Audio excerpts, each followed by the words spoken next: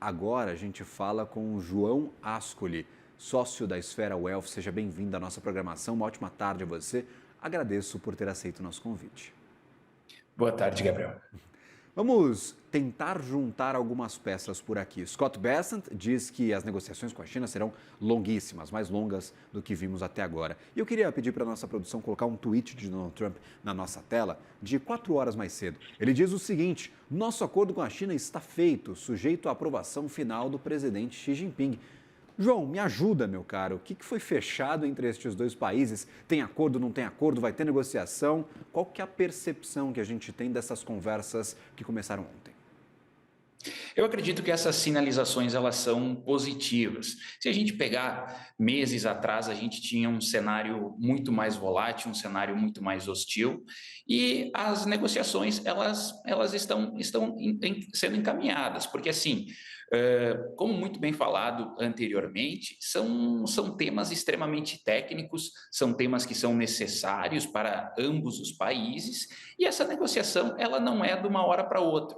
Então, qualquer avanço, principalmente o que a gente teve nos últimos dias, é muito importante. A gente teve questões daquele encontro de Genebra no mês passado que ficaram em aberto, principalmente essa questão dos minerais de terras raras, e isso, nesse acordo de Londres, teve uma sinalização mais positiva. E vale lembrar, muitas vezes o pessoal não conhece o que seriam esses minerais de terras raras.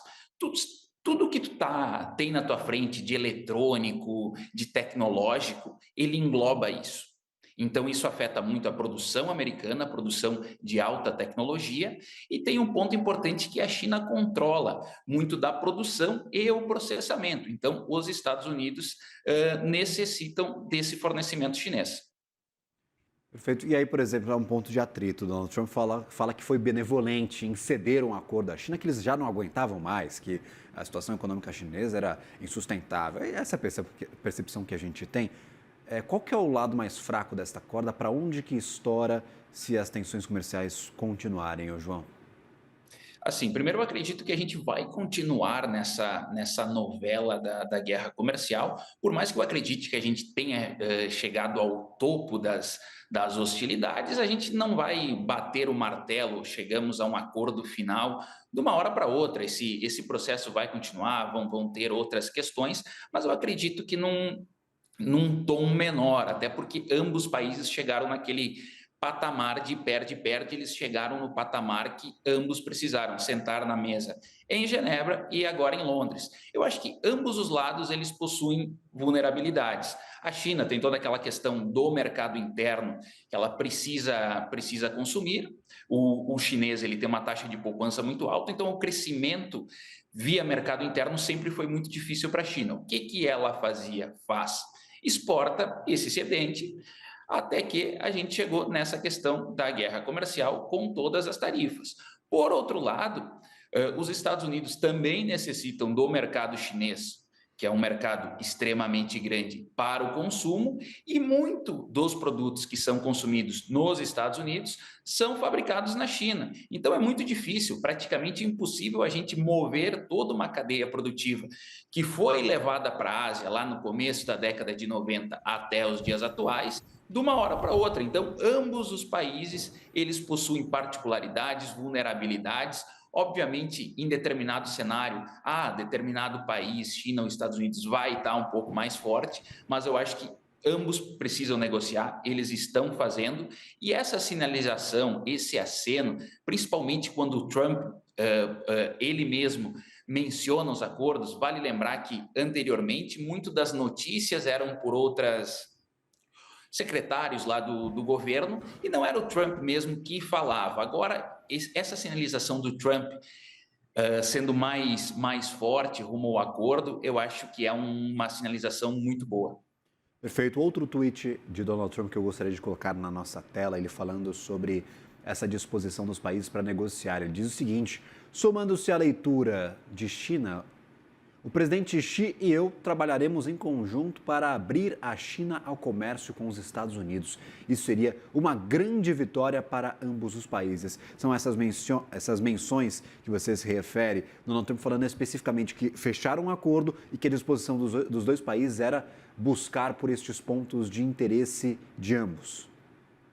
Exatamente, porque as empresas americanas, elas dependem, empresas de tecnologia, elas também dependem do mercado consumidor chinês, que é muito grande. Então, essa relação, ela é essencial. O mercado está até reprecificando todo aquele cenário que a gente viu nos últimos meses, porque esse caminho, essa sinalização é extremamente importante. Qualquer notícia aí positiva, construtiva para um acordo, ela vai refletir nos preços e é positiva não só para o mercado financeiro, como para a economia como um todo. Falta menos de um mês para a trégua acabar, ser findada. Não tem acordo ainda com os Estados Unidos, apenas um pré-acordo, que é o acordo com o Reino Unido. Esse da China dá para falar que a gente tem uma trégua, talvez, Isso. mas não tem nada apresentado, nenhum documento formal, ainda à disposição para futuras negociações. Então, tem um acordo que foi firmado com o Reino Unido, já estudado há bastante tempo. O que você acredita que vai acontecer neste dia 9 do mês de julho? Donald Trump promete, quem não fechar acordo agora vai receber aquele montante de tarifas lá do dia 2 de abril. De uma vez elas voltam com tudo. Parece ser o cenário mais provável. Eu acredito que assim, essa questão das datas, ela é muito específica, porque se não tiver acordo, a gente pode ter aquele aumento de volatilidade, como a gente teve, principalmente lá em abril, só que talvez o cenário ele esteja se encaminhando para uma negociação melhor. Esse ponto dos minerais de terras raras, que era um ponto-chave da negociação de Genebra, que tinha ficado um pouco de fora, estar na mesa lá em Londres mostra uma sinalização maior. E um ponto que tu bem mencionou, a gente tem só o lado do Trump falando, provavelmente hoje, amanhã, a China vai fazer algum comunicado formal quanto a essa questão. Então, assim, a gente tem um lado sinalizando de forma mais positiva, provavelmente a China também não vai fazer uma movimentação muito brusca, eu acredito num aceite nesse cenário, mas esse dia 9 de julho é uma expectativa muito grande, porque assim, está se construindo um cenário que se a gente chegar lá e não tiver um posicionamento final ou mais bem encaminhado, a gente pode sim ter um aumento de volatilidade nos mercados. Perfeito, volatilidade. Tem gente que adora, né? Tem gente que fala que vol é vida, que ganha dinheiro é com a volatilidade, não importa se está subindo, se está caindo, mas de forma geral, estruturalmente, para o mercado, é bom que as coisas elas tenham um mínimo de Isso. clareza, um mínimo de previsibilidade, né, João? E quando a gente fala de mercado, isso é importante falar, muitas vezes a gente fala só do mercado financeiro, mas a gente está falando de economia real também. E esses movimentos afetam toda a cadeia, não só lá na China, como nos Estados Unidos, aqui no Brasil, numa segunda derivada também. Então, assim, a gente no mercado fala, pô, quanto mais claro estiver o cenário, melhor. Então, essa volatilidade, ela pode voltar ao preço? Pode voltar sim, se a gente tiver uma surpresa negativa, principalmente um aumento de retórica lá no 9 de julho. Mas eu vejo o cenário mais bem encaminhado, principalmente pela vontade de ambos os players, tanto a China como os Estados Unidos, e também por eles terem chegado naquele patamar do perde-perde, precisamos negociar. Perfeito. E aí, por exemplo, efeitos diretos na economia dos Estados Unidos, a gente já vê deste tarifaço. Tivemos aquela antecipação brutal de compras de importações nos meses anteriores e a inflação ainda não chegou. A gente trazia, um pouquinho antes de você entrar, os dados do CPI, do Índice de Preços ao Consumidor nos Estados Unidos, dados bem comportados, sim, efeitos diretos de uma valorização descontrolada dos produtos por lá. Essa leitura do CPI, ela surpreendeu sim de uma forma positiva para baixo, dado de inflação. Eu acredito que a gente ainda tem efeito dos estoques, a gente teve um front-loading, umas compras antecipadas muito grandes antes dessas tarifas, tanto é que as métricas de exportação da China lá no começo do ano, elas se mantiveram muito forte. Então, e assim, esse efeito das tarifas, ele não bate de uma hora para outra. A própria dúvida que o mercado financeiro tem também é a dúvida que a economia real, que o produtor lá na ponta final também tem. Então, às vezes, ele está também esperando, está tirando um pouco o pé do acelerador, e isso pode ser refletido nessa questão dos preços. Eu acho que a gente ainda vai ter efeitos, mesmo que mais prolongados, nos próximos meses. O free risk foi para o espaço, João? O livre de risco não existe mais nos dias de hoje? Está sendo bastante contestado ou essa tese é um pouco catastrófica demais?